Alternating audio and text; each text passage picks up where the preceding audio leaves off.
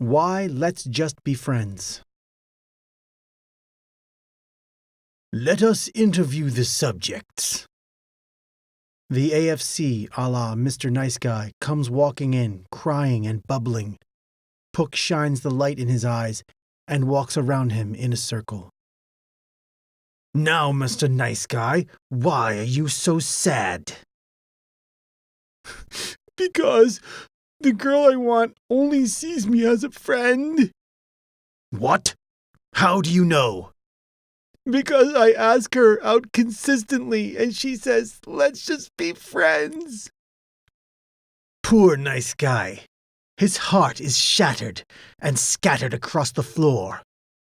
He wants to feel sorry for himself, wants others to feel sorry for himself, and he hates how life has become. But let us interrupt the Nice Guy's picking up his pieces of heart. Do say, Nice Guy, what were you trying to do? Well, I thought I could get close to this girl by being friends. I wanted to get close to her. Then, perhaps, something would happen. This is very common. A hot woman has tons of guys trying to be friends with her. But is it friendship? Bring in the next subject. Thus enters the hot woman herself. She sits down. Pook shines the light in her eyes and walks around her with hands clasped behind his back. Now, woman, why did you not go out with this guy? I just don't see him that way. We're just friends. But is it friends? Oh, woman, do tell. What does he remind you of, really? I think of him like a brother. Like a brother. In other words, the concept of sexuality referring to the Nice Guy makes her shudder in horror. She thought of him like a brother because he acted like a brother. Going out of your way to do things for her in a non-sexual and relationship context is what her brother would do. A woman must see you in a sexual way in order for any hope for romance to blossom. Mrs. Wildfire uses being worthy to date. Since women will never admit that they are wholly sexual beings, they just express it in that way. The Nice Guy is going after the girl in some bizarre friendship way. But let us complete the task. Bring in the Don Juan. Don Juan enters and sits down confidently. Don Juan, how can you be friends with girls and be successful, whereas the Nice Guy cannot? Pook, it's all about fun. I have friends that are girls just because. I talk to them, hang out with them, have fun with them. The bitter truth is that the Nice Guy is not the fun guy. A woman won't date you unless she sees you in that way. In other words, she feels good around you, translating into fun. Indeed. Especially at the beginning, the best dates are action dates. Doing stuff rather than just walking or going to a movie or eating is more fun. The more fun she has, the more attractive you become. When you have friends that are girls, in other words, not romantically going after them, you are purely with them because of the fun. You enjoy spending time with them. Alas, the more fun women have, the more attracted they become. So eventually they turn their romantic target in your direction. When the Nice Guy is friends, is he fun? Hardly. He tries to connect to her in every possible way. He tries to get to know her, yet she is bored to hell.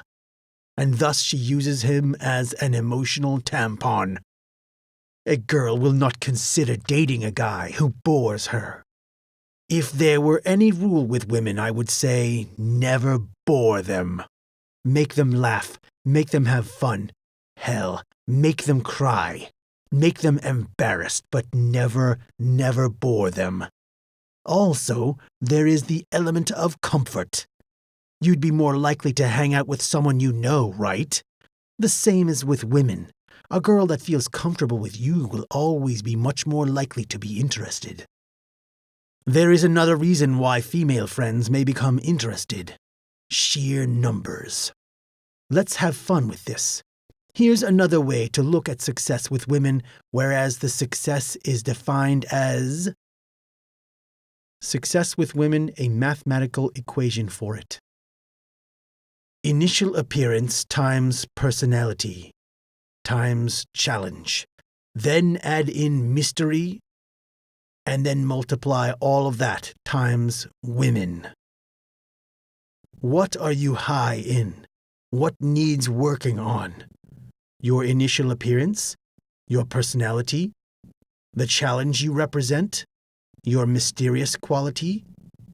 Or the women around you? Extroverted nice guys have more success than introverted Don Juans. When women equal 0, then no matter how awesome or attractive you are, your success rate will equal 0. Improving quantity improves likelihood of results. When you have female friends, the number of women goes up and up. When you become friends with a chick, it doesn't mean nothing can happen. Rather, when you see the chick because she's hot or whatever, and being around her is fun to you, that is when you go into let's just be friends. The nice guy has fun just being around a hot chick, whereas the Don Juan has fun doing things with a hot chick. This is the difference. Pook places the nice guy in front of him. Admit it. You don't really care to go to the movies. You only did it so you'd be around her. Admit it. It's true. It's true. Oh, Pook, I'm so ashamed of myself. Pook then points to the Don Juan. And you succeed because you pursue fun. She is along for the ride. This is very true, Mr. Pook. And remember, the fun guy not only gets the girl's true friendship, but eventually her romantic interest as well. The following was originally posted by commenter Ultra Magnus. Just a dumb question, guys. I've liked a few girls who I never thought was attractive initially, but after becoming good friends, then I found them attractive and asked them out. Each time I got LJBF'd.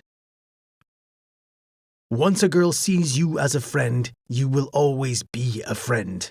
The only way out of it is to use sexual tension. Stare at her eyes a bit longer. Start looking at her in that way. Take your thought and send it to her through your eyes, face, and behavior. Don't worry, she'll receive it. Based on her reaction, you'll know what to do. You are thinking in a girls for dating versus girls for friends way. Rather, try thinking in a no sexual tension versus sexual tension way. If you try to ask out a chick who you knew in a non-sexual way, you will be let's just be friends. You need to bring in the sexuality. She will notice something is different. She will think something is growing between the two of you, and she'll like it. If not, she won't send any sexuality back. The girls and everyone I know keep saying I'm a mystery. I don't try to be. I don't intend to be. I even try to explain myself to them, yet the mystery to them remains. So mystery must be more than what you reveal. Apparently, people try to define everyone else they meet. We try to place people in nicely cut slots to mark where they go. Girls do this all the time.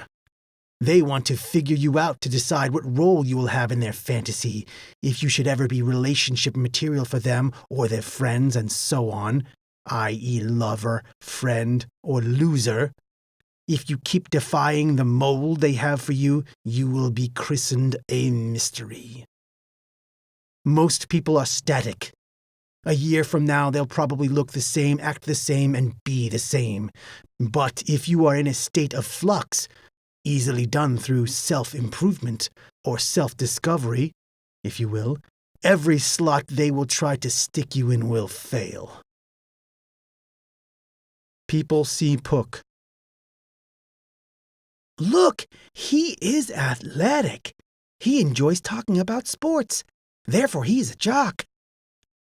Pook then talks philosophy. Look at that. He must read books. Therefore, he is a nerd jock. Pook then listens to the woman. Oh, he is so sweet. He is such a nice guy. Pook then cycles through the women. Oh, how's this? Pook is a nice guy player. Pook then pisses off women. What ho? Pook is jerk-like. Pook then makes a speech. Look at him go. Pook is an orator. He must get his own radio show. And this goes on forever.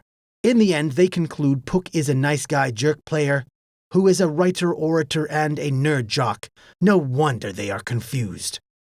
The longer they know me, the more of a mystery I am to them, because they've seen more change. They can only love Pook, never define him. Commenter Antidump advised shy guys to use their quietness as an advantage to not give themselves away. Commenter Terminator 911 used the phrase, "The less she knows, the more she wants to know." These two were responding to how many guys turn their dates into Oprah and tell their pathetic life stories. Women like men who are like mountains, solid with many layers, because all women are gold hunters, either for the gold of your potential or the gold you really have. They like to dig through these layers. They get information, but they know that there is more there. It frustrates her that she can't define you. She loves you because of this. You don't withhold information. You make her work to get it out. You are not to dictate your autobiography to her. But you're constantly changing, so once she has dug up a layer, the mountain has pushed up 3 layers higher. She and you are never bored, and both of you are closer to the stars. Compare this with the guy who is in stasis mode. She will go through his layers and his mountain just sits there. Soon she thinks that the other mountains are taller, larger, more interesting to climb. She will say, "I am bored," dump you, and go for the next mountain because it's there. People do not see mysteries in people they've not talked to or met. Why? Because there are lots of people they have not talked to. There is nothing mysterious in that. No, those people are delegated in her mind as part of the environment or scenario she is in. You only become real once you start interacting with her in some real way. The more value and time she gets from you, the more she will try to put you in a slot. If you are upwardly changing, she will be curious. He is such a mystery. You will want to be in a mystery in this way rather than hiding your life. But no turning the girl into Oprah. That's just gross. In this way, the more a person knows you, the more the person will see you as a mystery. This means your girl won't get bored. Her interest level will remain high. And it will be through her doing. The word mystery won't even go through your mind. She will think and ponder and create drama out of nothing, as women are quite good at doing. The more she thinks about you, the more she will like you. See? Don't try to force her mind into liking you. She wants to like you. By her finding reasons to like you as she tries to figure you out, she has convinced herself that you are worthy. Patience, what truly makes a Don Juan. I have observed guys that had it all: looks, confidence, experience, and even interest from women. I was envious of these guys, for they seemed to know what they were doing and knew how to do it well. I was in awe of how they could be so smooth with the ladies.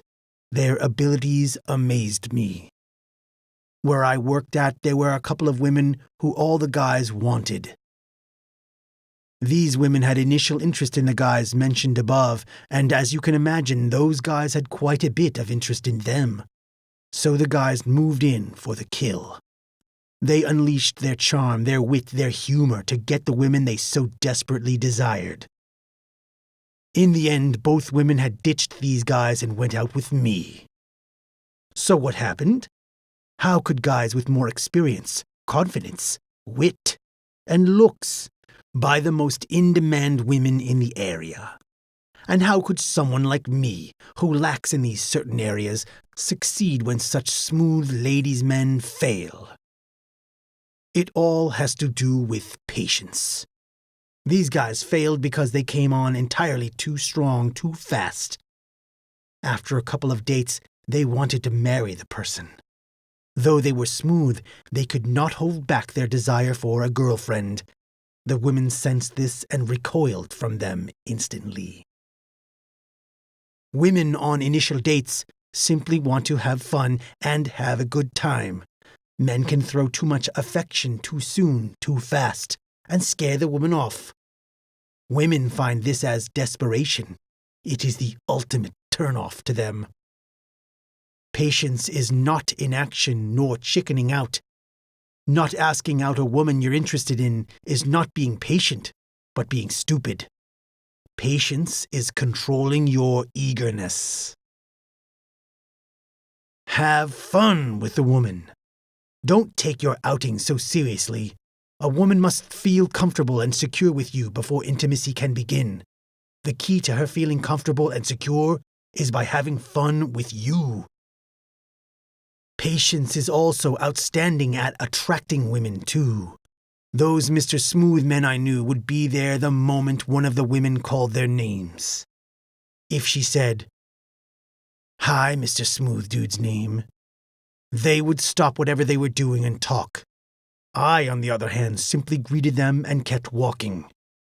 The Mr. Smooth men came across as eager and desperate. By always willing to stop whatever they were doing to chit-chat, while I gave the impression of importance and hard to obtain by controlling my eagerness. Older women, who are married and in their 40s and 50s, have told me that one of the most common mistakes guys can make is trying to jump into a strong relationship after only a couple of dates. They said that women simply want to have fun and that if the guy smothers her with affection, she will distance herself. After all, who wants to be with someone that appears eager and desperate? Now I must choose between one of the two women I'm going out with. Yes, going out with both. The Mr. Smooth guys now come to me and ask, "What's your secret? How are you able to get both of them?" And I just smile. Ooh la la. Ooh la la. That is what is going through the Don Juan's mind. Ooh la la. For this is the only thing that is in a Don Juan's head when he is with the lovely young lady. Lady La Hotness, ooh la la. Monsieur Pook, ooh la la. But many guys do not have ooh la la in their heads. Rather they have, "Am I funny enough? Am I interesting enough to her? Am I doing this correctly with no mistakes? Oh, heavens help me!" There is no woman in front of such a male. No, the woman becomes something else, a harbinger of lost dreams, security for their emotions, or a magical device that will make them become cool. I cannot believe guys have such problems approaching women. What are they scared of? The thought of sex turns me into stone. No wonder you stand there gazing at your Medusa in such a manner. Keep things in their proper spheres. When you go talk to a woman, focus on the talking. When you go to date the woman, focus on the date. When you go to sleep with the woman, well... Ooh la la. When you are talking of her and thinking of sex, or having sex and focus on talking to her, you are not doing well at either. When you kiss her, just think of kissing her. When you are approaching, think of talking to her. But you protest. Women and happiness. You say, My emotions are undone, and turn into a woman. But a woman is not a giant breast that fills itself with milk, nor are the lacteal veins of such woman supplied with happiness from a source outside herself. What you put into the woman is what you get out. And your view of woman stuffed with this happy juice, this milk that swells the giant breast you learn to suckle, is but a mirage, one that will lead you off the cliff. You have your emotional owies and want to suck on femininity, no matter how much the femininity dribbles down your body, to nourish your pains. Women don't want to be your mother. When guys go at women from this position, it is no wonder they fail. They deserve to. Women and success. You say, My life is in circles, and you turn into a woman.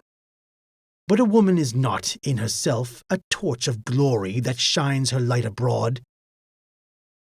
No matter how much sex you have, no matter how many girls you go through, you still have to pay your rent, go to work, and labor to live.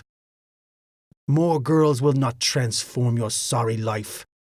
Women despise boys that stay mediocre with no ambition, no plans, no goals, no dreams, and will leave them for men.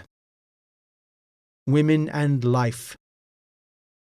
You say, My life is boring, and you turn into a woman. But a woman is not an entertainment center, as evident by lack of a mute switch or even a good volume control. They do not turn on or off at the flip of a switch, nor is their programming run by a logical schedule. Healthy women will react to you. What a bore you are! And off they go to the nearest man who has his stuff together. The secret to interesting people is that they find interest in almost everything. What do? Sit and surf the internet? No, remember the order of live, laugh, and love. 99% of problems come from people mixing up this order, going for laugh before live, or love before laugh. Instead of focusing on girls to get a life and love will attend to itself. Ooh la la, to get the women. First, you must talk to them. Madame, how do you do? Very well. How are you? Women would prefer talking to anyone than be alone, so she will be receptive to you talking to her. But how do you display your interest in her? With a sonnet? With a pickup line? No. Keep talking to her, but channel your interest through your eyes. First channel, eye contact. My, this is mighty weather we are having. Yes, it is mighty weather indeed. Most women will notice your eye contact. Remember, women love the eyes for a reason. The reason we know why is because that is where they first detect male desire. They will think, Ooh, this is different. This guy is keeping eye contact. Most males are too scared, so she will keep the eye contact and keep talking to you, as you have already touched something within her. Eye contact is very important. You do not stop it. You do not look gazingly into her eyes and then stop later on. You keep it up, displaying your desire for her, and you keep staring into her eyes even during intercourse. Girls love it when guys stare at their eyes during sex for a reason. Why? Because female satisfaction is influenced by male desire. Sleep with her without looking at her eyes, she will feel used. If you've watched lesbians make love, you'll find them constantly staring into each other's eyes. Now she will really notice if you start asking about her. Second channel, asking about her. Blah, blah, blah, blah, blah, blah. Forget that, my dear, and tell me about you. I used to think that by asking about her, you are attracting her, by showing you are unselfish in the conversation. This is totally untrue. You are being entirely selfish because you want to get to know her. You are evaluating her. Why do you do this? Because you want her. By not asking about her, you will lose because you will not be thinking, I want her, but rather, I want her to want me. To be male is to want. To be female is to be wanted. Yes, girls go herd-like after a guy, but that is female competition, not true male attraction. When you really want a girl, you will want to know everything about them. What their hobbies are, what are their plans for the future, what is their shoe size, whether they can digest asparagus properly. These things you want to know. Often the girl will toss the question back. You reply simply and casually as possible. Well, where are you working at now? I have worked my way out of working. And then you go to the next question. Don't worry, she will ask again if she wants to know. I like to give yes answers to their questions. One girl went, Are you going to college? Yes. Next year when she saw me, she knew to ask. Where are you going to college? When women like a guy, they remember everything about him. You are not there to prove yourself to her. She is there to prove herself to you. If she likes you, she will start rambling out this information about her. What she likes, what plans she has, her ambitions, so on and so on. Third channel, touch. If you feel it in your gut, do it.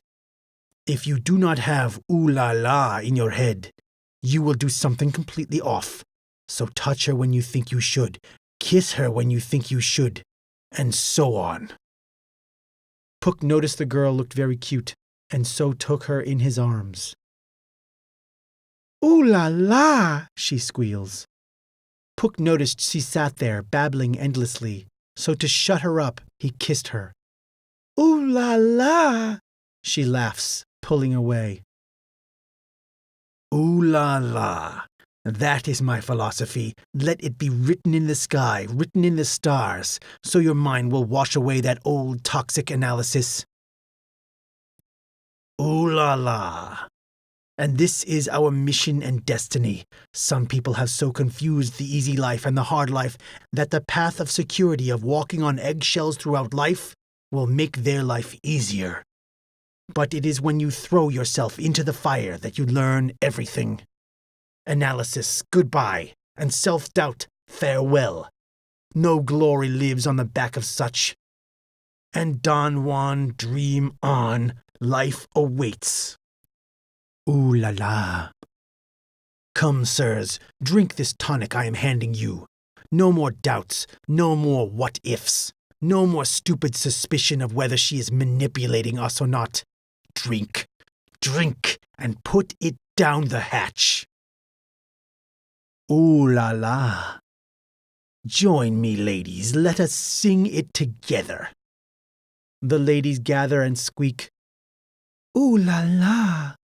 Say it again, ladies. Come on, one more time. Ooh la la. Oh, and there is a nice guy that has wandered into this post. Look, look, we can see the sweat of frustration popping from his forehead. Say it with me, nice guy. Say it. Ooh la la.